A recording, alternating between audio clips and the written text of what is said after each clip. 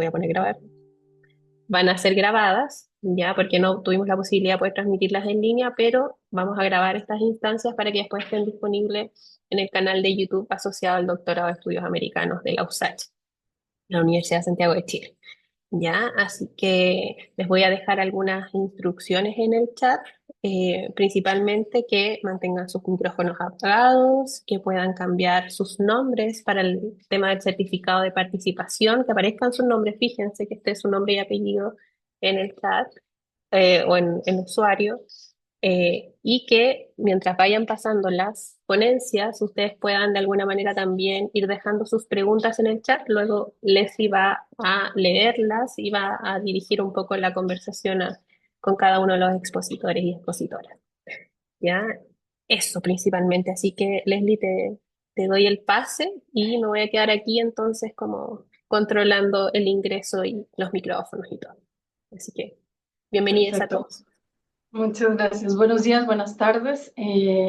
Empecemos pues la jornada. Tenemos hora 20 para desarrollar esta mesa. En ese sentido, vamos a darle 15 minutos a cada una de las intervenciones y vamos a dejar un margen de 20 minutos para la conversación a partir de las preguntas. Cuando falten 5 minutos, yo voy a interrumpir a los ponentes para recordarles eso y que vayan cerrando su exposición. Vamos a comenzar con Andrea Gandolfi. Él es bueno, no sé si se define en masculino o me dirá su pronombre. Es parte del doctorado en Sociología de la Pontificia Universidad Católica del Perú y la ponencia que nos comparte hoy se llama Trayectorias laborales de trabajadoras del hogar remuneradas en Perú y las múltiples dimensiones de su marginación social. Adelante, Andrea. No sé si tienes que compartir alguna presentación. Hola, buenas tardes. Sí, tengo una presentación. Por favor, avísenme si la pueden ver. Se está compartiendo, efectivamente. Ok, perfecto. Entonces, muchas gracias por la introducción. Mi nombre es André Gandolfi, soy de la Pontificia Universidad Católica del Perú y mi investigación doctoral se centra en la marginación social de las trabajadoras del hogar remuneradas en Perú. Y hoy voy a centrarme más en lo que son sus trayectorias laborales y en los factores que intervienen en ellas bueno, siempre con la marginación como trasfondo. Perdón, mientras comparto no me deja cambiar de... Ahora sí. Entonces, solo para darles No, un poco... no, no se ve el cambio, Andrea. Perdona. Ah, ah, ok. Lo voy a hacer de otra forma, disculpen. Ok.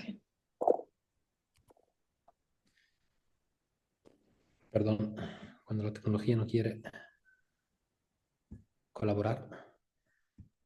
Con calma. Vale, entonces voy a volver a compartir.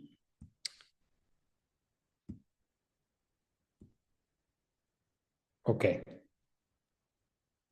¿Ahora sí lo ven? Sí, ¿Y ven los cambios? sí. Perfecto, ok, disculpen. Entonces, solo para darles un poco de contexto, mi investigación se centra en los factores socioeconómicos, las experiencias y expectativas laborales, los antecedentes culturales que intervienen en el curso de vida de las trabajadoras del hogar remuneradas y cuáles son los que principalmente determinan su acceso a sistemas de protección social y la posibilidad de desarrollar un proyecto de vida. Las trabajadoras del hogar son un sector particularmente relevante en el estudio de la marginación social y la vulnerabilidad, porque es un sector altamente feminizado. Más del 95% de las trabajadoras del hogar son mujeres. La informalidad de este sector es mucho más alta comparada con la media nacional, que bueno, en Perú es alta, pero en ese sector es más del 95%. La mayoría son mujeres migrantes de otras regiones a la capital, a Lima, o incluso de áreas rurales a las ciudades más cercanas. Y es un sector que durante mucho tiempo, hasta 2020 por lo menos, ha sido regulado de una manera deficiente. La ley hasta 2020 prácticamente les otorgaba solo la mitad de los derechos y beneficios laborales con respecto a la Ley General del Trabajo. Entonces, las mujeres que se desempeñan en este sector se enfrentan a una discriminación multidimensional por roles de sexo y género, por su cultura de origen y también por su grupo socioeconómico, pues la mayoría suelen ser de hogares de muy bajos recursos. Mi investigación tiene dos fases, dos momentos. Un momento cuantitativo y una fase cualitativa. En la primera, he desarrollado una base de datos de más de 1.100 trabajadoras del hogar con los objetivos principales de entender cuáles son las características sociodemográficas de este grupo de mujeres, así como desarrollar un modelo predictivo de afiliación a sistemas de protección social para que estadísticamente ver cuáles eran las variables que más intervenían en esto, ¿no? En el acceso a sistemas de protección social, y también para delinear unos perfiles tipo de trabajadoras del hogar según las principales características pues socioeconómicas y sociodemográficas que me permitieran guiar la selección de las trabajadoras que incluí en la segunda fase, que es más cualitativa y en la que entrevisté a 21 trabajadoras del hogar siguiendo la metodología de la matriz del calendario de la historia de vida. Y después añadí también una capa de análisis para analizar más en profundidad sus narrativas, ¿no? Y descubrir los marcos culturales, los repertorios culturales, la estigmatización a la que se enfrentan y hasta qué punto todos estos factores son interiorizados por parte de las trabajadoras del hogar. Como decía, la informalidad es un eje clave para entender la marginación de las trabajadoras del hogar remuneradas, pero sentía que la conceptualización dicotómica de la informalidad no era capaz de abarcar toda la complejidad de las relaciones laborales en este sector. Entonces, con base en algunos artículos de que encontré, logré identificar 7 elementos que, digamos, definen lo que es un trabajo decente y plenamente formal. Y el resultado fue un índice en el que 7 representa la total informalidad y precariedad y 0 la formalidad completa. Y apliqué este índice a todas las relaciones laborales a lo largo de las 21 trayectorias laborales de las trabajadoras entrevistadas. Esto también me permitió tener como digamos, una instantánea de la situación laboral a lo largo de todas sus vidas, ¿no? Y volver un poco de lo cualitativo de nuevo al cuantitativo. En las próximas 2 diapositivas van a ver todas estas gráficas. Ya sé que es muchísima información en una sola diapositiva, pero lo que quiero resaltar aquí es la falta de congruencia y de continuidad entre unas relaciones laborales y otras. Hay muchos cambios, o sea, cada relación laboral es un mundo y siempre se tiene que negociar desde cero. Además, si se dan cuenta, he querido añadir cómo los roles tradicionales de sexo y género influyen en estas trayectorias laborales. Las partes en violeta representan las interrupciones y o las limitaciones causadas por los roles tradicionales de sexo-género, es decir, son proporcionalmente los meses que estas trabajadoras han dejado han salido del mercado laboral para cumplir con su rol de madre, de ama de casa y en general de cuidadora, ¿no? Lo que he encontrado es que hay un doble estándar hacia el trabajo del hogar remunerado, no solo en la sociedad en general y entre las partes empleadoras, sino también en el entorno familiar de las propias trabajadoras del hogar. Hay esta concepción del trabajo del hogar remunerado como una ayuda o un apoyo para la parte empleadora, ¿no? Como si el trabajo del hogar remunerado no fuera un trabajo real, un trabajo de verdad. Pero lo que más me ha llamado la atención es que he encontrado esto también en el propio entorno de la trabajadora del hogar y incluso hay una interiorización por su parte.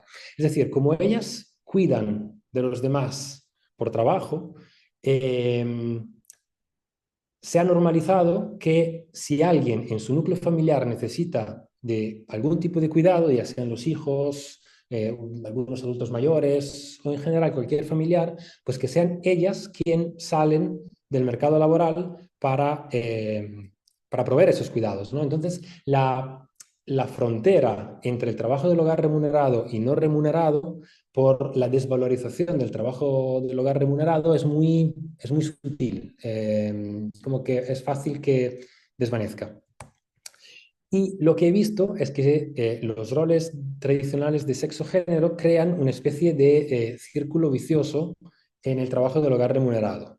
Es decir, estas trabajadoras fueron insertadas al trabajo, a este sector, como trabajadoras infantiles domésticas frente a la necesidad de generar ingreso de unas familias numerosas de muy bajos recursos. Entonces, el trabajo ya de por sí, desde el comienzo, se ha configurado como un sector refugio, es decir, un sector de fácil acceso en el que si alguien está dispuesto a aceptar la explotación, pues siempre es fácil entrar, ¿no? Y generar ingresos de emergencia. Y esto continúa en la edad adulta, porque continúa tanto en la sociedad en general como en su entorno esta concepción de no trabajo, de apoyo, ayuda, que ellas también usan para definir su propio trabajo, ¿no?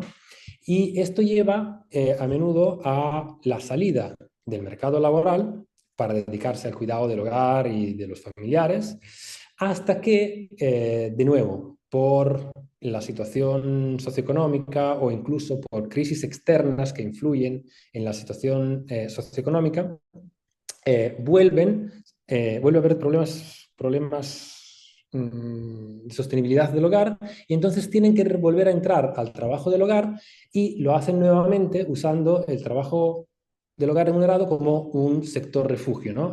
Teniendo que aceptar condiciones de trabajo pues informales, explotadoras, precarias. Y otra dimensión muy importante es el estigma, que mencioné anteriormente, es el estigma que conlleva ser trabajadora del hogar. Y he visto que independientemente del nivel de estudios, del nivel de profesionalización, de la experiencia que alguien tiene, por el mero hecho de ser trabajadora del hogar, pues hereda o se le asigna esa falta de prestigio, ese estigma. Y lo que me 5 minutos, interesa Andrea. Sí, gracias. Lo que Oiga, me interesa señalar aquí es la interiorización del estigma. Aparece una y otra vez en las narraciones, en las narrativas biográficas de las trabajadoras del hogar. Y tiene un impacto en los repertorios culturales de estas trabajadoras, es decir, en las herramientas con las que ellas cuentan para negociar las condiciones de trabajo y elegir empleos, pero también en la comprensión de sí misma que ellas tienen, no solo como trabajadoras, sino como mujeres, como personas. Bueno, el trabajo del hogar, entonces, por todos estos temas, se configura, digamos que está medio dentro, medio fuera de lo que es el sistema productivo y el mercado laboral peruano. Porque ya de por sí es un mercado laboral donde hay mucho subempleo y autoempleo, pero por el sistema de sexo-género e incluso por la cultura de la servidumbre que se hereda de la época colonial, el trabajo del hogar remunerado como que está todavía más abajo, casi por fuera, ¿no?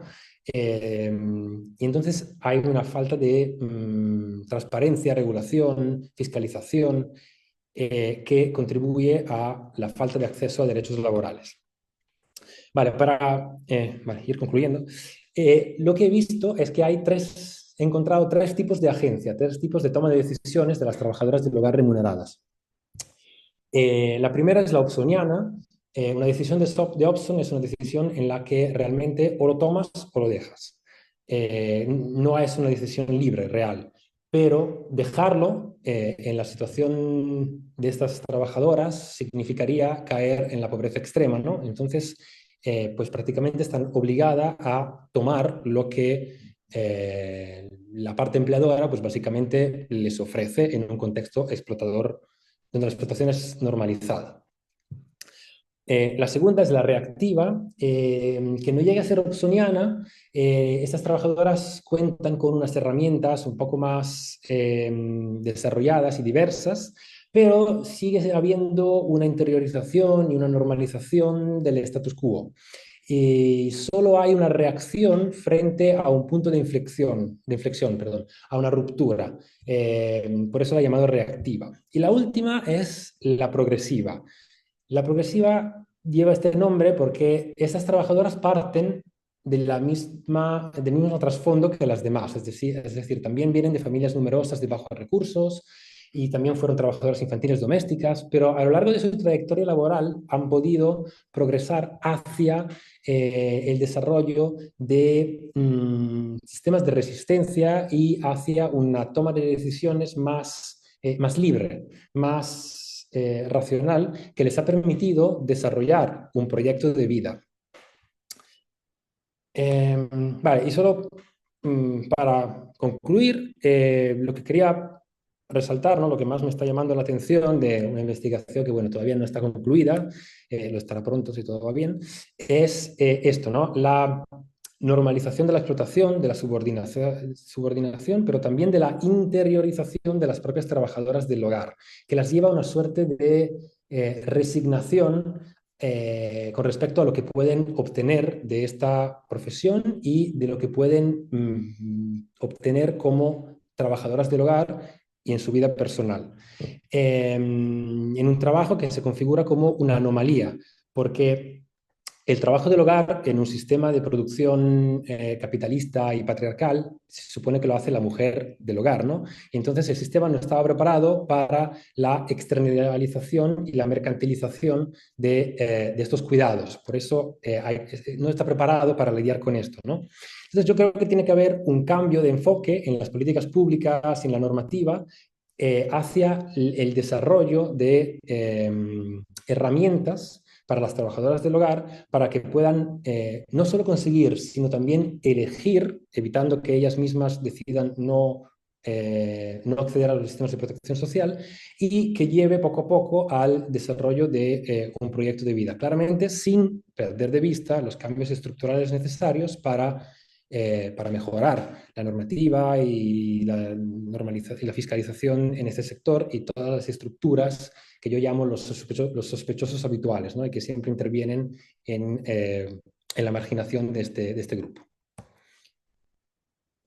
Muchas gracias. Bien, muchísimas gracias, Andrea. Fue así, preciso el tiempo. Bueno, vamos a continuar con Camila Andrade Orrego. Ella es del Doctorado de Estudios Americanos del Instituto de Estudios Avanzados de la USACH. Su ponencia se titula El rol del Estado en la vejez de las mujeres de sectores populares en Santiago de Chile y Bogotá, Colombia. Adelante, Camila. Tienes 15 minutos y a los 5 te damos.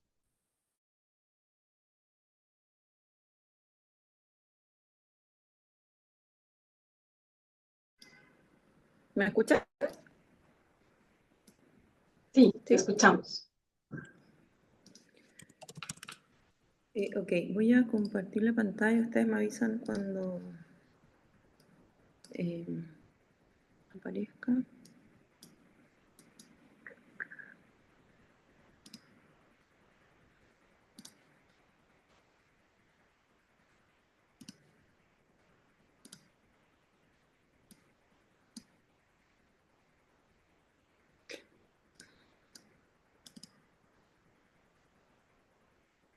No me aparece la opción de compartir. Tal vez Caterina nos pueda ayudar. Es que no estoy estoy en la versión web porque tuve problemas para entrar por la aplicación. Está habilitado para poder compartir, por si acaso. Sí, pero desde la versión web Me pillas. No lo sé, si es que se puede. A ver, A lo mejor está medio escondida la opción.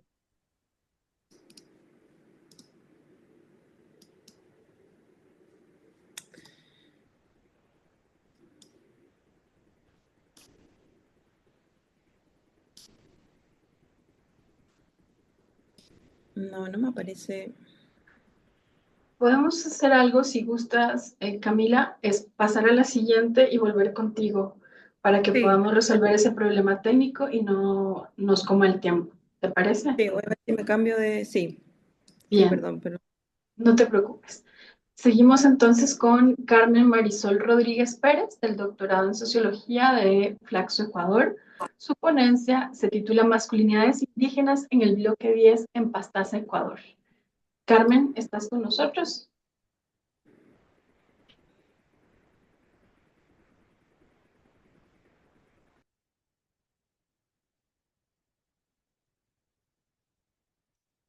Carmen está con nosotros.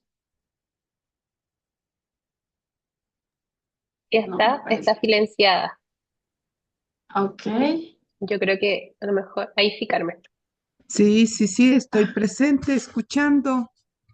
Ok, vamos a continuar contigo en lo que Camila logra resolver los problemas técnicos para su presentación. Ya, a Adelante. ver, les comento, yo soy oyente, estoy aspirando al doctorado de política pública en la Flaxo, entonces no tengo exposición No, alguna. pero no es Carmen Barreto. Estamos esperando a Carmen Marisol Rodríguez. Carmen Ah, ya, Marisol ok, Rodríguez, gracias. ¿está o no está? Me parece que no la tenemos en la sala. No aparece, en los usuarios por lo menos no aparece. Bien, entonces vamos a continuar con la siguiente ponente, ¿les parece? En lo que Camila logra resolver. Seguimos entonces con Silvia Tajonar García. Ella es parte del doctorado en Ciencia Social con especialidad en Sociología del Colegio de México y su ponencia se titula Género y Salud Mental, Narrativas y Experiencias de Padecimiento de Mujeres con Diagnóstico de Trastorno Obsesivo Compulsivo TOC en la Ciudad de México y su zona metropolitana. Adelante, Silvia, a los 5 minutos aviso del tiempo. Claro que sí, profesora, muchísimas gracias. Igual, voy a compartir la pantalla. Nada más un segundo, porque esto se pasmó un poquito, perdón.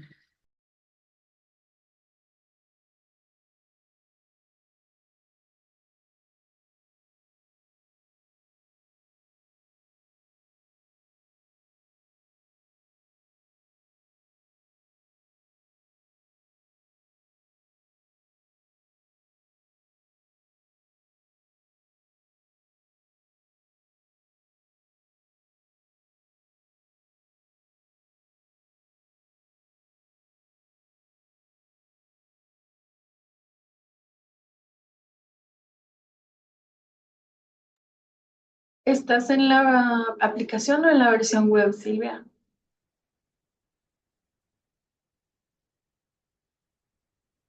Estoy en la aplicación, ya seleccioné compartir. Ah, ya, no veía el apartado el botón de compartir, pero ya lo vi. Ok, perfecto. Y ya se debería de ver. Está comenzando, sí. Ok, vamos a... me estorba un poquito. Bueno, lo voy a poner en modo presentación. Creo que ahí está. No sé si les pasa igual que a mí, que la pantalla del Zoom tapa un poco. Ah, ya la moví. Bueno, pues muy rápidamente, para comenzar, ¿no? Con la presentación, antes que nada quiero agradecer la oportunidad de presentar el trabajo en este espacio. Y bueno, pues voy comenzando, ¿no? Básicamente el objetivo de esta presentación es reflexionar en términos muy generales en torno a cómo se relacionan diversas asimetrías asociadas al género, ¿no? En la forma en la que se constituyen experiencias situadas de padecimiento mental, ¿no? Y también discutir pues las potencialidades, los alcances y los límites de aproximarnos a estos temas desde una mirada interpretativa y a partir de las narrativas de las personas, ¿no? Igual me parece pertinente aclarar que si bien esta fue una dimensión que me interesó desde el inicio de la investigación, no fue hasta que ya desarrollé un trabajo de campo de una manera más intensiva que la dimensión se hizo patente con claridad y que entonces comencé a elaborar este marco de análisis más en clave de género. En ese sentido, me encuentro en un momento de elaboración, ¿no? De estas, pues, impresiones. Este es un avance, ¿no? En ese sentido, pues, de las impresiones, las reflexiones que he ido elaborando hasta este momento a partir del trabajo de campo en torno, pues, al género y la experiencia del padecimiento mental, ¿no? Rapidísimo, como puntos de partida para el análisis, pues creo que hay claves, ¿no? En desnaturalizar las relaciones de género, que este es un postulado que ha sido trabajado por muchísimas autoras, sin caer en una esencialización, ¿no? Es decir, entenderlo me parece una clave muy importante en el trabajo de Postfield como una dimensión que está presente en los entornos sociales, en las relaciones, en las instituciones y que hace referencia a relaciones jerárquicas, relaciones de poder, ¿no? La autora recupera estas categorías de hombres y mujeres, reconociendo que son heterogéneas, que no hay que esencializarlas, pero reconociendo que sí fungen como marcadores, ¿no? De diferencia y que estructuran las relaciones sociales de una manera desigual. También me parece relevante apuntar que es importante insertarlo en su contexto simbólico, material, ¿no? La dimensión del género, así como de otras opresiones, por llamarlas de algún modo, y que esto pues tiene que ver inclusive con lo que se comentaba en la charla inaugural del día de ayer, ¿no? Em, También en ese sentido, quizás mencionar rápidamente los diferentes momentos asociados al curso de vida, ¿no? A la edad, que pueden redundar también en diferentes experiencias de padecimiento. Ahora, en relación con la parte del padecimiento mental, me interesa también, igual de una manera breve, recuperar este planteamiento que es de origen Foucaultiano, pero que también está ampliamente retomado en la literatura, que tiene que ver con desnaturalizar el saber psiquiátrico, ¿no? Y entender los procesos de construcción del padecimiento mental o de patologización de conductas, discursos, experiencias, emociones como procesos que tienen un contexto histórico, que tienen un contexto cultural y que por supuesto un trasfondo de relaciones de poder, ¿no? Y como otro punto de partida del análisis, mencionar también que este proyecto, esta es una partecita como de lo que quiero hacer en la tesis, de lo que estoy haciendo en la tesis de doctorado, que en este momento me encuentro en haber cerrado el trabajo de campo, comenzar con el procesamiento de datos y la escritura, pero básicamente lo que estuve recopilando, ¿no? Generando en el campo fueron narrativas, ¿no? Que entiendo como unos relatos que producen las personas, ¿no? A través de los cuales pues dan coherencia, ¿no? A una historia, a una experiencia, y aquí retomo la visión de Levi, ¿no? Y de acuerdo con otros autores, pues estos relatos nos permiten conocer las experiencias de padecimiento de las personas, ¿no?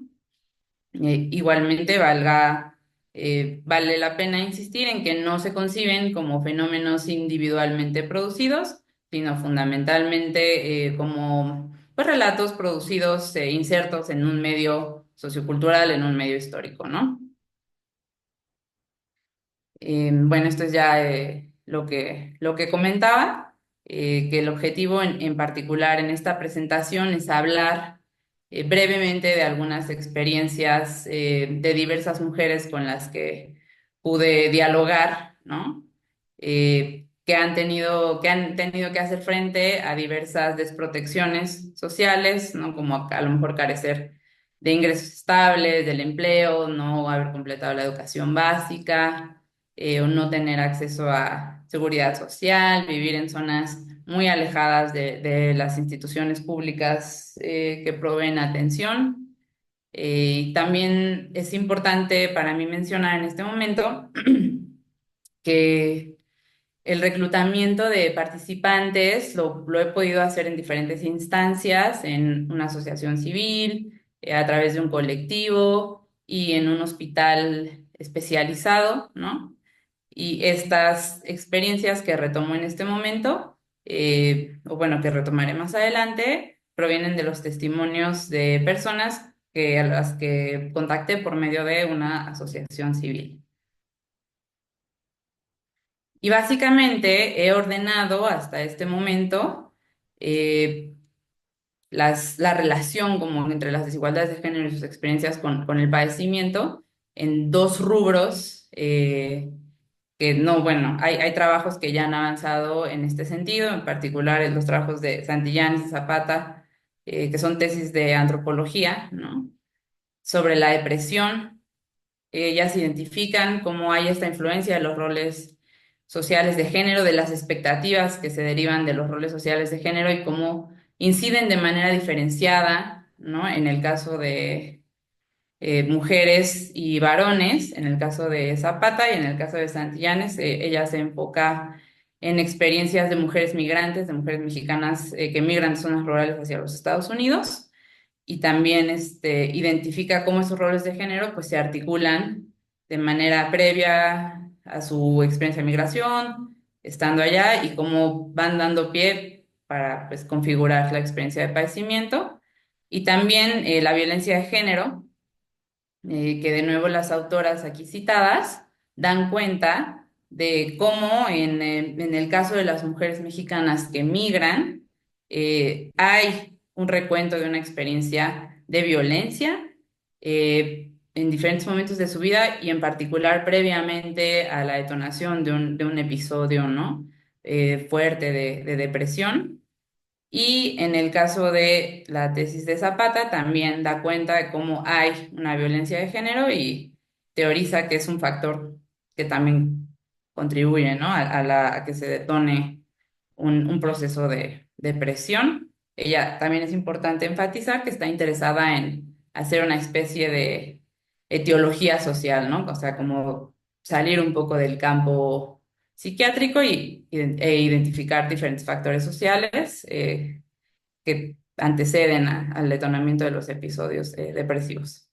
Bueno, para ilustrar, en mi caso, en el trabajo de campo, he seleccionado fragmentos pequeños de las entrevistas semiestructuradas en profundidad que he realizado con algunas mujeres, ¿no? Que tienen un diagnóstico en particular, que es el de trastorno obsesivo compulsivo, y seleccioné como un fragmento dependiendo de cada tema. A pesar de que estos temas son transversales a todas las experiencias, me decidí centrar en fragmentos puntuales para ilustrar algunas de estas situaciones, ¿no? Como mencionaba, sigo en el procesamiento de estos datos, por lo tanto, aún estoy elaborando un poquito la cuestión analítica de esta parte de los testimonios, pero bueno, vamos a verlos. Yo creo que ilustran bastante los temas que estoy planteando, ¿no? Entonces, primero presentar brevemente a una de las entrevistadas, que en el momento de la entrevista tenía 39 años, era madre soltera de 2 hijas y abuela joven, ya tenía una nieta en ese momento. Su ocupación era el trabajo doméstico no remunerado, que pues, precisamente ella se describía como desempleada, no lo veía como un trabajo, ¿no? Terminó la secundaria, radica en el Estado de México y tenía estos diagnósticos. Y ella explica en algún momento de la entrevista que pues, recorremos, ¿no? Experiencias previas, las decisiones que se tomaron para la búsqueda de atención, el detonamiento de los episodios más intensos de sintomatología, entre otros temas. Me platica esto, ¿no? Que tenía una relación de pareja con un hombre que tenía abuso de sustancias, que fue víctima de violencia verbal, física, de todo, dice, ¿no?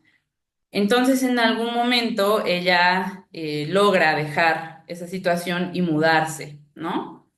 Después de que concluye este episodio de violencia tan intensa, comienza a sentir un malestar físico, dice, ¿no? Y me acuerdo mucho de la palabra que él me decía que pues, era un insulto, y empezó a enfermarse y empezó a obsesionarse con el tema de la enfermedad. Para esto, algo que no mencioné y que es importante Quedan es que 5 minutos. gracias, sí. Dentro de las caracterizaciones del padecimiento, pues hay como un miedo recurrente y una conducta repetitiva destinada como a paliar ese miedo, ¿no? Entonces, en el caso de ella, toma este tema como de miedo a tener un padecimiento y se le detonan una serie de, pues, de compulsiones a raíz de que termina esta experiencia de violencia, ¿no? Pero pues no fue la única. En el caso de la siguiente entrevistada, que en el momento que dialogamos estaba en proceso de separación, igualmente tenía 2 hijos, su ocupación era vender flores en un mercado, igual terminó la secundaria y vivía en el Estado de México, ¿no? En este caso, su proceso de diagnóstico era muy interesante porque más que hablar del diagnóstico específico, lo que me parece que es interesante resaltar es todo el proceso de conformación de una subjetividad, porque en este caso ella tenía varias probables, un probable trastorno, ¿no? Adicional, tenía varias aproximaciones diagnósticas. Y en este caso, para hablar de la maternidad, ella comenta, ¿no? Que este padecimiento siempre formó parte de ella, pero después se enfocó en sus hijos, ¿no? De igual modo con un tema de miedo a que estuvieran enfermos. Entonces dice, yo no puedo estar cerca de ellos, ¿no? Porque todo el tiempo los estoy revisando, si tienen una manchita, si tienen una bolita, y entonces me dicen que soy una mala madre, ¿no? Después tenemos otra entrevista de otra mujer de 47 años, madre soltera, igualmente dedicada al trabajo doméstico no remunerado, que llegó hasta un nivel de carrera trunca y que igualmente radicaba en el Estado de México.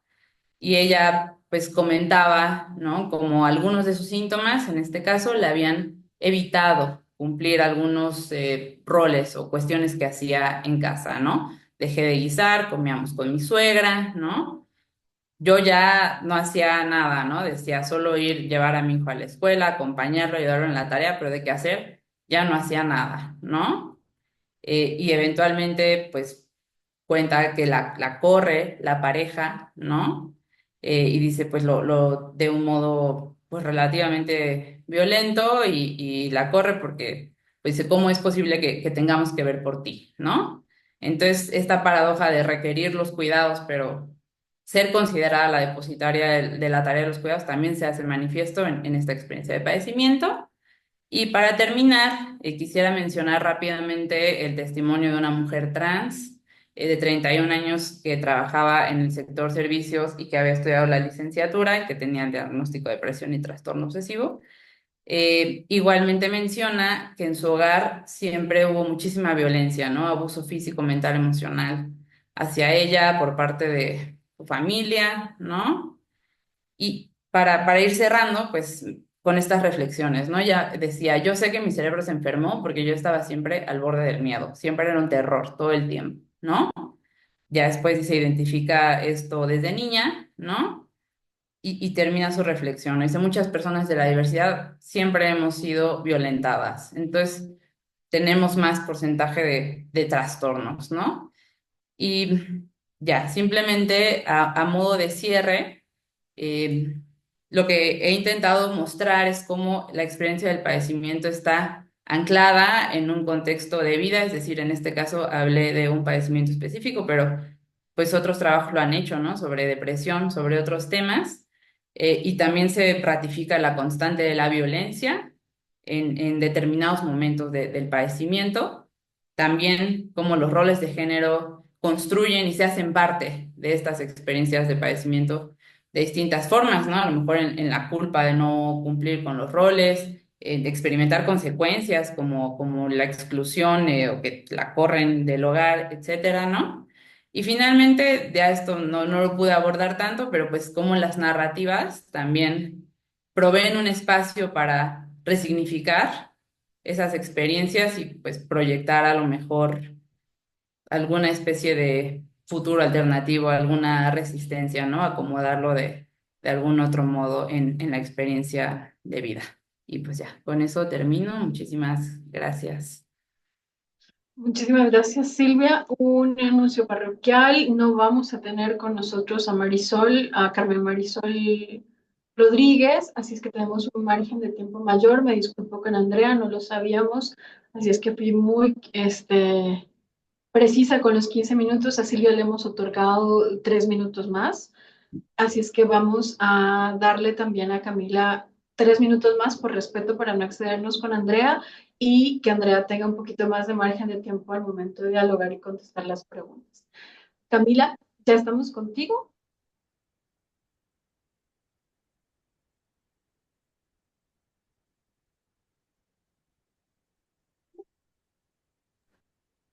Listo, se puede ver, ya está comenzando.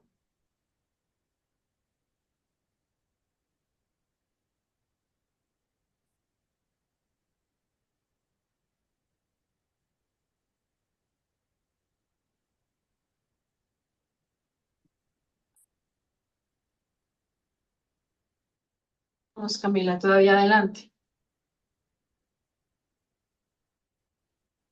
Adelante. No te escuchamos, no se escucha, tu micrófono está apagado.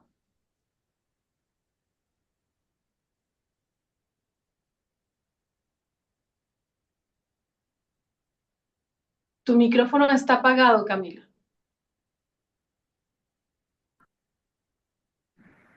Ahí sí, Ahora ya, ahí, ahora sí. sí, ok, ya,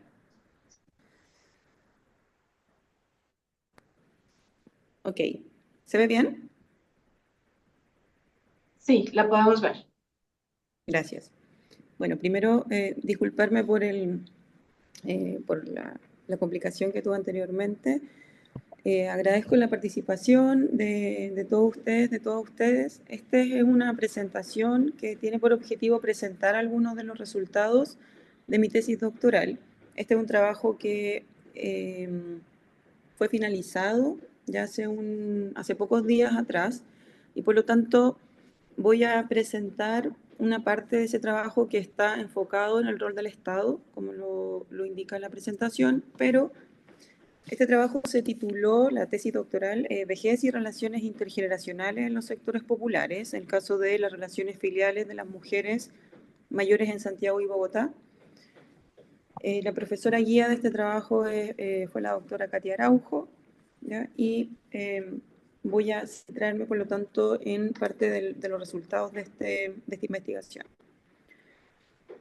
Bueno, este trabajo, al estar relacionado a los temas de vejez, ¿verdad? Y también de las mujeres, parte por algunos antecedentes que les voy a mencionar brevemente. Primero, en un contexto latinoamericano caracterizado por el aumento de los grupos mayores. Chile tiene un envejecimiento, digamos, más avanzado, ¿no? Que en el caso de Colombia, y también parte de estos procesos tiene una característica muy particular y que es la feminización de estos grupos, ¿no? Es decir, tenemos a más mujeres mayores que hombres porque tienen una mayor esperanza de vida. En ese sentido, ese aumento de personas mayores genera ciertos desafíos, ¿verdad?, societales que se relacionan a las convivencias intergeneracionales. Y nosotros sostenemos que estos desafíos están siendo enfrentados principalmente por la familia, porque han aumentado también los hogares con presencia de personas mayores y por lo tanto las convivencias, ¿verdad?, de 3 o 4 generaciones, en un contexto también caracterizado, latinoamericano, caracterizado por bajos niveles de protección social y alta corresidencia, ¿no? Una de las principales características de los procesos de envejecimiento acá en la región tiene que ver con el número de personas mayores que viven en compañía de su familia, principalmente de sus hijos, ¿no? Y por otra parte también muchos desafíos respecto a los estados y las políticas públicas, en el sentido de que Latinoamérica presenta procesos de envejecimiento muy rápidos y por lo tanto las instituciones han tenido que reaccionar también muy rápido a estos procesos, fortaleciendo sus sistemas de protección social principalmente y las instituciones sanitarias, ¿sí? Y en eso tenemos muchas diferencias también entre los países. Chile en general es considerado un país que ha respondido rápidamente a estos desafíos, fortaleciendo, ¿no?, sus instituciones y su sistema de protección social, que lo voy a mencionar con más detalle eh, a continuación. Y por otra parte, otros países como Colombia, ¿no?, es considerado un país que tiene una mayor debilidad institucional para enfrentar estos procesos de cambio. Por otra parte, tenemos también los antecedentes de que tanto el género, ¿no?, y la pertenencia socioeconómica tiene fuertes impactos en las experiencias de envejecimiento y por lo tanto las experiencias de envejecimiento son heterogéneas, ¿verdad? Y están fuertemente marcadas por desigualdades dadas por el género, por ejemplo, en el acceso a protección social, ¿no? Las mujeres se dedican mucha parte de su vida a un trabajo que no es remunerado y por lo tanto que no es, digamos, visible, ¿no? Y no les permite ahorrar para su vejez, ¿no? Y por lo tanto, en algunos casos quedan excluidas de los sistemas de protección social y los estados han tratado de disminuir esas brechas. Y por otra parte, la pertenencia socioeconómica también genera un conjunto de desigualdades acumuladas, como por ejemplo en cómo las personas pueden llegar a su vejez en mejores o peores condiciones, digamos, de salud.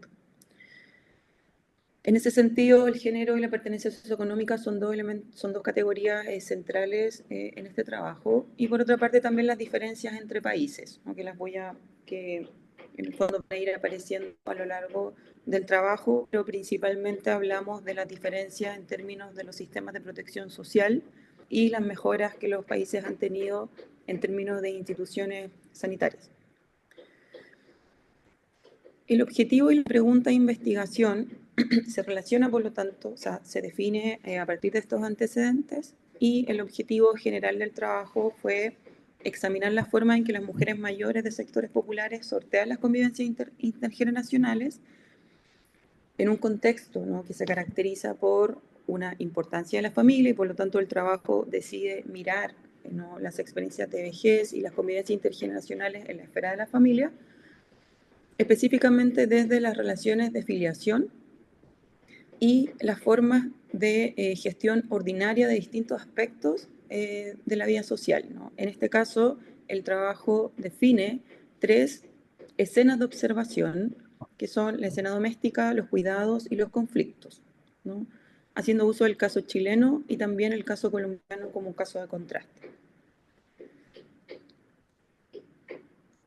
La pregunta, por lo tanto, que deriva de este objetivo es cómo las relaciones materno-filiales de las mujeres mayores de sectores populares en Santiago y Bogotá gestionan las escenas domésticas de conflictos y cuidados. Para responder a este objetivo, el trabajo plantea una metodología cualitativa. Fueron realizadas entrevistas en Santiago de Chile y en Bogotá, Colombia. En Chile fueron realizadas 52 entrevistas y en Colombia 23 entrevistas. Y uno de los principales, digamos, aportes del estudio y también como novedad metodológica es la participación no solo de las mujeres mayores en las entrevistas, sino también de sus hijos y de sus hijas, ¿sí? Porque para responder al objetivo de las formas de gestión, ¿no?, desde las relaciones de filiación se hacía necesario la participación de ambos grupos, mujeres mayores e hijos e hijas, y con casos corresidentes y no corresidentes, es decir, parejas que vivían juntas y parejas que no vivían juntas.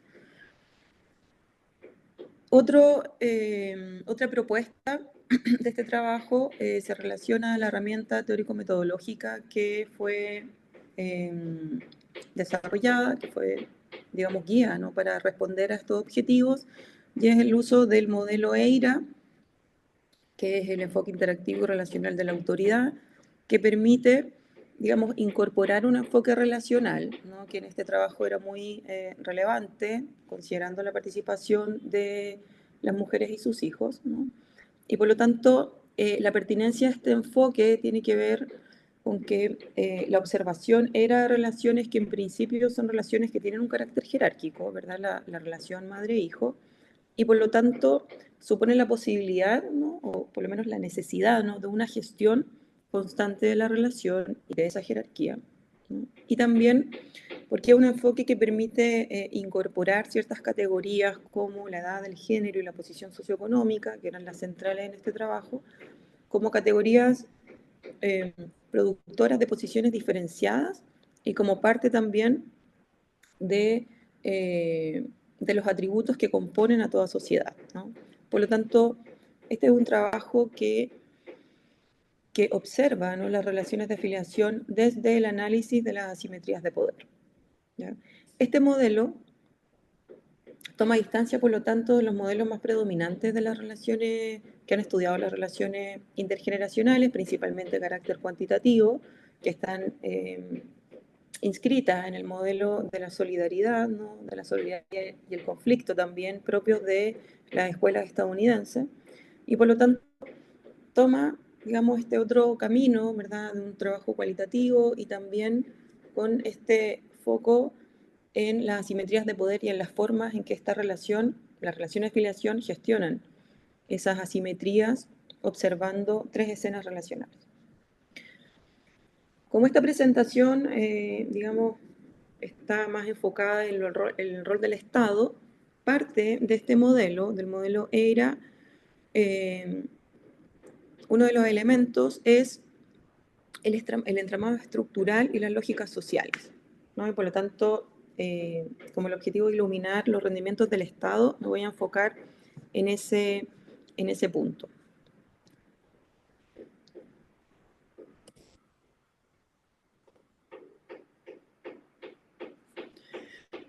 Para poder observar las formas en que los grupos mayores de mujeres, sectores populares y sus hijos y sus hijas sortean, ¿no?, las convivencias intergeneracionales y por lo tanto pueden gestionar las distintas escenas observadas, se hace necesario la consideración de los entramados estructurales en las que se desarrollan estas relaciones, ¿no? Y por lo tanto, el diálogo que constantemente hace el trabajo es desde la observación de escenas de interacción en un ámbito, digamos, ordinario, ¿verdad?, cotidiano. Por ejemplo, cómo las mujeres y sus hijos satisfacen las necesidades básicas ligadas a la alimentación, por ejemplo, a la economía familiar, o cómo gestionan ciertas escenas de conflicto, de diferencia, de tensión en la relación, por ejemplo. Todo eso, todos esos elementos que fueron leídos en las escenas tuvieron un análisis cruzado, ¿no?, con las condiciones estructurales de ambas sociedades, de Chile y Colombia, ¿no? En ese sentido, podemos destacar algunos de los principales cambios que tanto Chile como Colombia han tenido respecto de el aumento de la población mayor y que tienen un especial correlato en nuestro trabajo, ¿sí? Es decir, son transformaciones de carácter estructural, pero que tienen impactos significativos en las experiencias ordinarias de estos grupos de mujeres, ¿sí? Principalmente vamos a destacar los de orden económico, sanitario y normativo, ¿no? Ambos países se han alineado con todas las demandas, digamos, de organismos internacionales para poder avanzar en el acceso universal de la protección social y por lo tanto en Chile podemos destacar las mejoras en el sistema de protección social, principalmente con sus niveles de cobertura. Actualmente Chile tiene un sistema de pensiones, digamos, solidarias, ¿no?, que se han acercado a la universalidad y que actualmente solo excluyen al 10% más rico de la población. En ese sistema en el que conviven grupos que están inscritos o que, digamos, han trabajado remuneradamente y han podido ahorrar, ¿no?, y quienes no pudieron hacerlo, ¿no? Este es un sistema que ha tenido por foco la disminución de las brechas en la vejez y por lo tanto esos grupos, ¿no?, que no cotizaron para su vejez son principalmente mujeres, ¿no?, en su mayoría. Y por lo tanto, sostenemos que esta es una de las principales transformaciones que ha impactado a los grupos de mujeres de sectores populares en el caso chileno, porque son pensiones que se entregan principalmente en su dimensión no contributiva, alcanzan, o sea, todas las entregas, ¿no?, de este beneficio, el 70%, alrededor del 70% son mujeres, y por lo tanto esto ha tenido un impacto significativo, ¿no?, en la forma en que estas Quedan mujeres, 5 minutos. que 5 minutos. estas mujeres logran satisfacer las necesidades. Por otra parte, tenemos en paralelo, ¿no?, Colombia, que tiene sistemas de protección social con niveles muy bajos de cobertura, cerca del 30%, con, también con problemas de calidad, ¿verdad?, con los subsidios del Estado. Por otra parte, ambos países han fortalecido significativamente sus sistemas sanitarios, y eso también tiene un correlato importante en nuestras entrevistas y en nuestro trabajo de campo. Y por otra parte, también ambos países se han fortalecido en términos normativos, porque han incorporado la figura de las personas mayores eh, como sujetos de protección, ¿no?, por ejemplo, en la ley de violencia intrafamiliar. Voy a ir un poco más rápido. Por otra parte, las lógicas sociales son elementos centrales, ¿no? Ambas sociedades se caracterizan por una centralidad de la familia.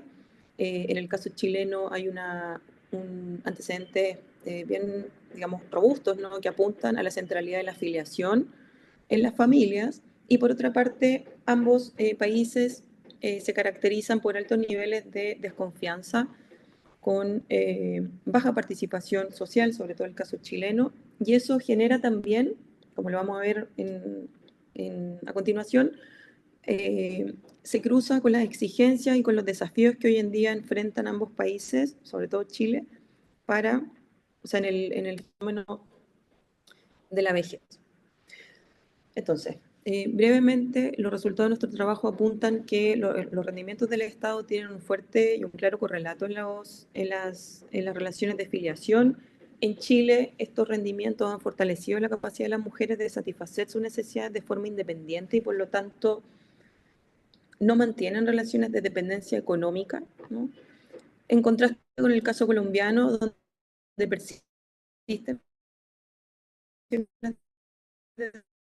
dependencia económica, especialmente por el bajo acceso a recursos económicos que mantienen hoy en día las mujeres mayores. Aquí en Chile, el acceso a recursos económicos, materiales y sanitarios ha habilitado el cumplimiento de las mujeres y ha fortalecido el cumplimiento del rol de madre de las mujeres, en términos de fortalecer su capacidad de dar apoyo económico, de dar apoyo habitacional también, porque en su mayoría son mujeres propietarias de sus viviendas, y también de apoyar en los cuidados a las hijas principalmente, ¿verdad?, que son madres, porque son mujeres que en su mayoría no desarrollan trabajo remunerado, ¿no? Y por lo tanto, estos rendimientos del Estado han fortalecido el rol de las mujeres madres, en un contexto donde los hijos también enfrentan condiciones de inestabilidad laboral, precarización y muchos desafíos ligados a la insuficiencia, digamos, o sea, los problemas de acceso a la vivienda. Y por su parte, en Colombia, estos robustecimientos han sido parciales, principalmente dados por una baja cobertura del sistema de pensiones, y por lo tanto prácticamente un nulo acceso de las mujeres a recursos económicos asegurados de forma mensual. Eso genera escenarios muy inciertos para las relaciones de filiación, porque por un lado observamos que se inauguran lógicas, ¿no?, de solidaridad familiar, pero en casos de hijos generalmente profesionales que tienen acceso a recursos económicos y que pueden apoyar a sus madres económicamente, y por otra parte, esas demandas económicas dirigidas hacia sus hijos pueden tensionar las relaciones, generando incluso escenarios de violencia, ¿no? Es necesario señalar que en el caso colombiano observamos incluso uso, ¿no?, de la violencia, de la amenaza, para poder generar, ¿no?, un apoyo económico de parte de los hijos en contextos, ¿no?, de dependencia económica, y por lo tanto eso da cuenta, ¿no?, de posiciones que han sido poco robustecidas de parte del Estado, al mismo tiempo con formas tradicionales de la familia, principalmente vinculado a la figura patriarcal de los hombres, que tiene una mayor resistencia, ¿no? Y una mayor permanencia que en el caso chileno, ¿no? En ese sentido, sostenemos que los rendimientos del Estado, ¿no?, han tenido un correlato importante en Chile, fortaleciendo el lugar de las mujeres, pero que tiene, ¿no?, derivas, digamos, familiares también importantes, ¿no? Y en el caso colombiano, observamos cómo se han mantenido, digamos, ciertas relaciones de dependencia. Y para terminar, por lo tanto, observamos que en el caso chileno los principales desafíos de la sociedad en su conjunto, ¿no?, la familia, el Estado, las comunidades, tienen que ver con desafíos más de tipo relacional, considerando que las principales demandas que las mujeres dirigen hacia sus hijos tiene que ver, está ligado a la compañía, ¿no?, a la presencia de sus hijos con ellas, y por lo tanto activan distintas formas, ¿no?, para poder conseguir que sus hijos y sus hijas se mantengan cerca. Y por otra parte, en el caso colombiano, claramente los desafíos están en la línea de la protección social, ¿no?, y de poder disminuir las dependencias económicas para evitar estos escenarios inciertos, ¿no?, en la familia. Eso. Muchas Bien, gracias. Camila, muchísimas gracias. Vamos a dar paso a las preguntas. Por ahora solamente tenemos una. Vamos a esperar que en el curso de los minutos se sumen otras. Esta va dirigida a Andrea, precisamente para compensar el tiempo que no tuvo. La pregunta se la plantea María Beatriz Arce y dice sobre el aspecto de la agencia de las mujeres trabajadoras del hogar. ¿Se consideró el espacio que ofrece la FENTRAJOP u otros sindicatos? Igualmente, pregunta si relevaste algún conocimiento que tengan de la Ley de Trabajadoras del Hogar. Ella tiene un comentario, dice que existe participación de representantes de trabajadores del hogar en colectivas feministas, donde también hay agencia. Entonces, quizás puedas intervenir y reflexionar por esa dirección. Muchas gracias por la pregunta. Sí, bueno, por cuestiones de tiempo no lo pude mencionar, pero la base de datos que creé para la fase cuantitativa de mi tesis se compone de trabajadoras del hogar que en algún momento acudieron a una organización de la sociedad civil que promueve y defiende los derechos de las trabajadoras del hogar y que además tiene su propia agencia de empleos formal para ayudarlas en la consecución de derechos y beneficios laborales. En el caso de las entrevistas, seleccioné mujeres que acababan de llegar a la organización, ¿no?, que entonces aún no habían encontrado trabajo gracias a sus servicios. Entonces, digamos que un sesgo que tiene la muestra del estudio es que estas son trabajadoras que, digamos, han dado un paso importante hacia la consecución de beneficios y derechos laborales porque son parte de las usuarias de esta organización, ¿no? Y un poco, o sea, yo durante casi 10 años trabajé en esa organización, entonces yo me preguntaba por qué, a pesar de tener este sesgo, ¿no?, de ser mujeres que ya demostraban cierta agencia, aún así los resultados que veíamos eran tan bajos con respecto a su acceso a la protección social. El nivel de sindicalización en Perú, no solo en cuanto a las trabajadoras del hogar, pero en general, es muy bajo. De hecho, creo que ninguna de las trabajadoras con las que hablé estaba afiliada a un sindicato.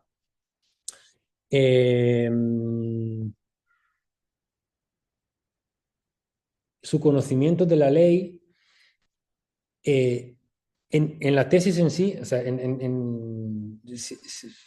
en las entrevistas sí lo he abordado, pero en otra, como en una investigación como que hice en paralelo, eh, eh, sobre la nueva ley de trabajadoras del hogar, eh, pues sí, lo hemos medido y el conocimiento es muy bajo, ya como a nivel de porcentaje de trabajadoras que la conocen, pero incluso cuando la conocen, digamos que saben de su existencia, pero saben que han incluido las trabajadoras que trabajan sin residencia en la jornada laboral de 8 horas y en la remuneración mínima vital, porque antes no estaban incluidas.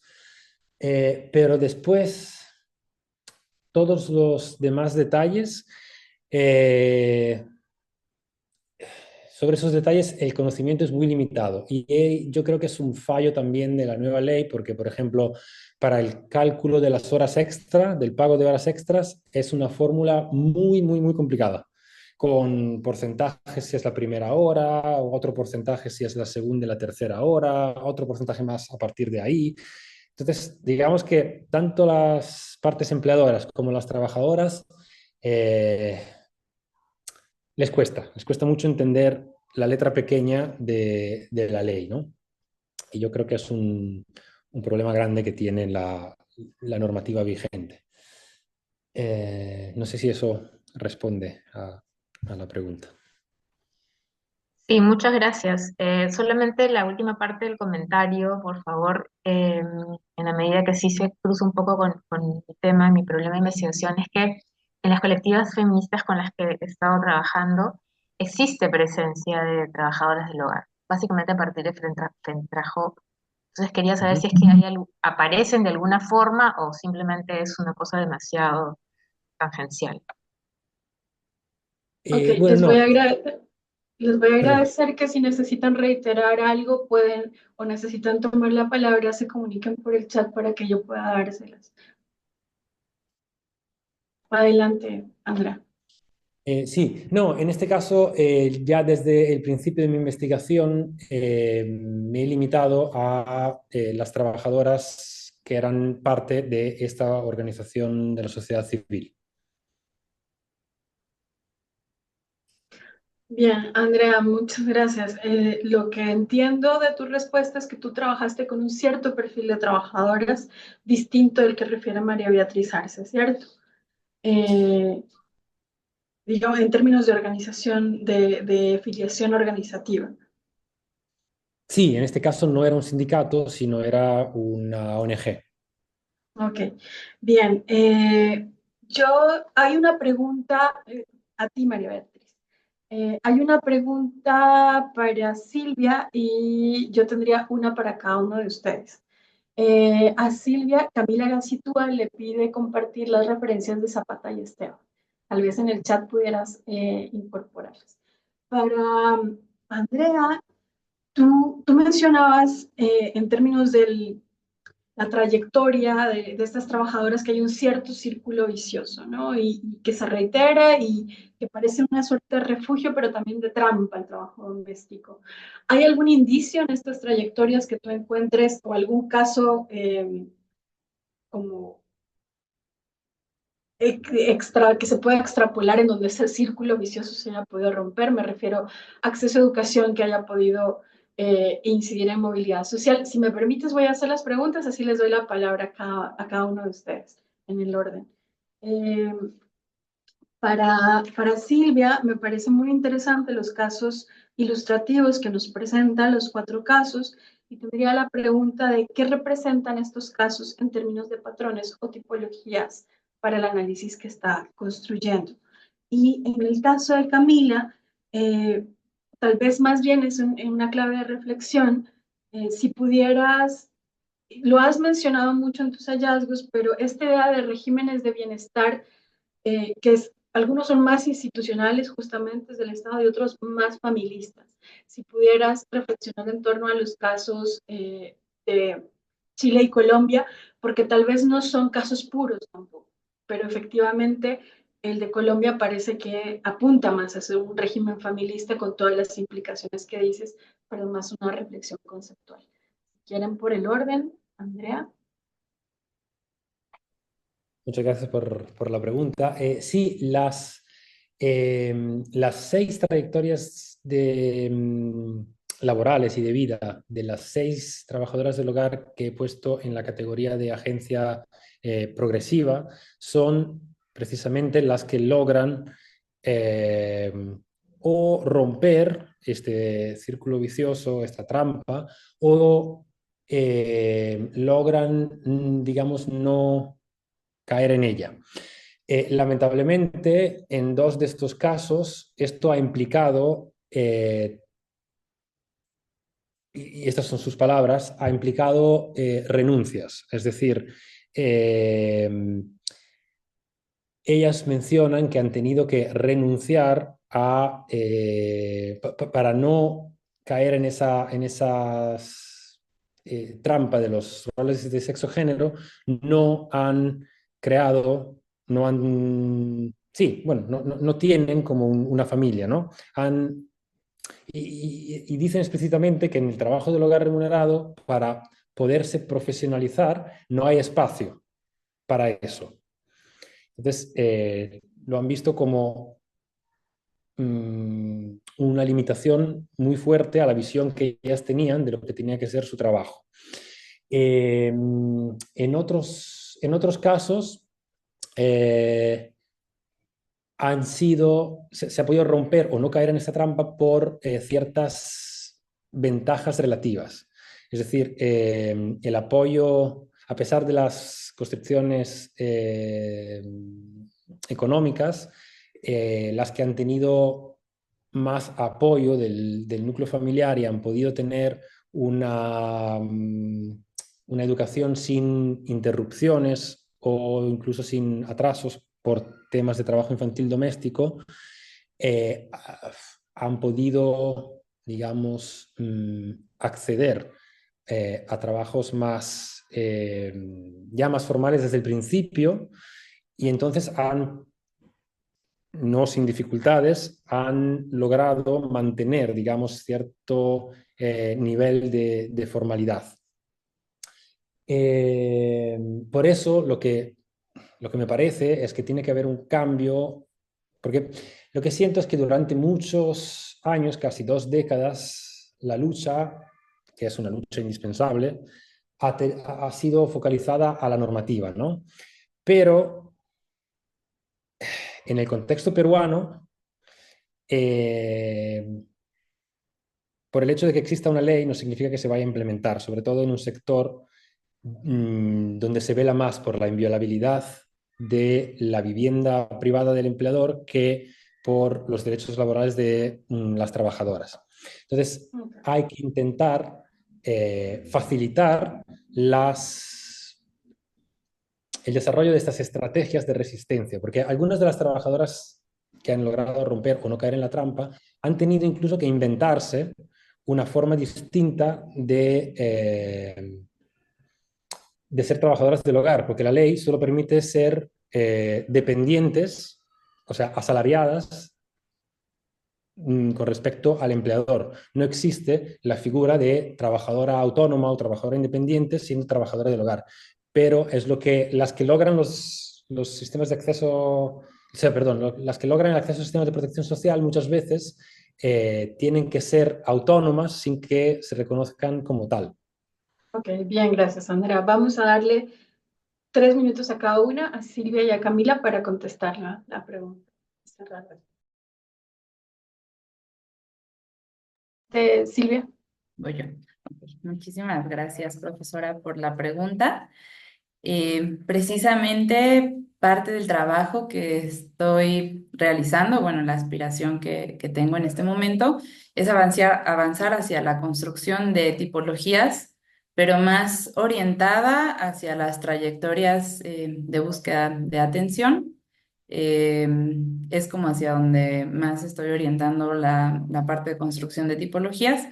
No tuve Tenía el interés, pero no tuve el espacio quizás no alcancé a mostrar un contraste, ¿no? De estos casos que presenté, que están, salvo el último, pero los primeros tres están más o menos, tienen en común a lo mejor algunas condiciones de vida, de nivel de estudios, etcétera. Pero tengo otros casos, digamos, en los que se ofrece un contraste de personas en una posición socioeconómica quizás con un poco de más protecciones y también hay un caso, hay de varones. Entonces, eventualmente podría hacer un contraste de trayectorias atravesadas más por un tipo de violencia, más por un tipo de, a lo mejor, condiciones socioeconómicas más precarias, un poco de condiciones socioeconómicas más aventajadas, porque me parece que esto se observa mucho más en el proceso de búsqueda de atención. Es decir, observamos unas trayectorias relativamente azarosas, se llega a la atención y en ese momento se bifurcan las trayectorias hacia quien puede sostenerla, quien no puede sostenerla. Entonces, bueno, quizás es lo que puedo responder en este momento. Muchas gracias, Silvia. Por el tiempo. Camila.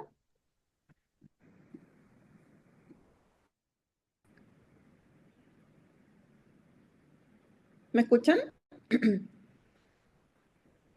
Sí. Ya, ok. Gracias, Leslie, por su pregunta. Sí, hay algunas reflexiones, generalmente cuando pensamos en los niveles de bienestar, o sea, en las formas, ¿no? de bienestar, nos referimos al lugar del Estado, de la familia, por ejemplo, ¿no? En estos modelos, claramente Chile y Colombia, que son los países en los que trabajé, son países neoliberales, ¿verdad?, donde el Estado participa muy poco en la satisfacción de necesidades y donde la familia ocupa un lugar central, ¿no? En general, todos los trabajos hace ya mucho tiempo están diciéndonos eso.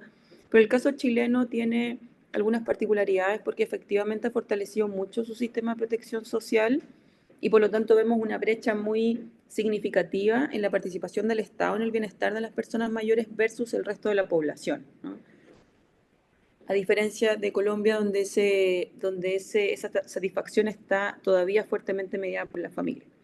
Pero nuestros resultados apuntan, o sea, en el fondo la interpretación apunta a incorporar la idea de las lógicas sociales, ¿no? O sea, en países que se caracterizan por esta tradición familistica o familiarista, como se le denomina, el rol del Estado y los rendimientos del Estado, pese a que tengan por foco, ¿no?, ciertos grupos, como las personas mayores, vemos que el rendimiento de eso es familiar, ¿no? O sea, digamos, los resultados están planteando que con este acceso de recursos las mujeres lo que han hecho no ha sido irse a vivir solas, digamos, lejos de su familia, sino que han fortalecido el rol más tradicional que siempre han, digamos, desempeñado, que es el rol de madre, ¿no? Por lo tanto, ese punto, ¿no?, es central, por un lado, y por otro también señalar que frente a un Estado que logra cubrir, ¿no?, ciertas necesidades básicas en términos económicos, otras demandas, como las demandas de compañía, por ejemplo, siguen estando dirigidas a las familias, ¿no? Y ahí tenemos, y que quizás es el caso que también va a seguir Colombia al fortalecer su sistema de protección social, ahí tenemos fuertes desafíos en la región, ¿no?, considerando que las personas están muy, digamos, retraídas, muy, digamos, eh, las personas mayores sobre todo, muy constreñidas a su espacio familiar, ¿no? Y por lo tanto es muy difícil que la familia siga, o sea, hacer que el Estado o vía Estado se restrinja, ¿no?, esa exigencia en la familia. Y creo que esa es una de las principales, digamos, reflexiones que puedo mencionar al respecto. Muchísimas gracias. Gracias a todos y todas por estar acá. Por mi parte, doy por cerrada la mesa. Me pareció un ejercicio muy interesante de intercambio. Ojalá en el futuro con más tiempo. Catherine, si estás ahí, quizás puedas darnos indicaciones sobre lo que sigue y Y supongo aquí, la... Sí, adelante. por aquí estoy. Muchas gracias, Leslie, igual por el ejercicio de moderación. Agradecer también a los expositores, las expositoras, y invitarles porque sigue el Congreso, nos quedan dos mesas durante la tarde. Hay una que tiene vinculación con temas de feminismo, que es de estudios sobre movimientos feministas, que se va a hacer a las 16 horas de Chile. Y en paralelo va a estar Tendencias, Capital, Tecnología, Trabajo y la Sociedad.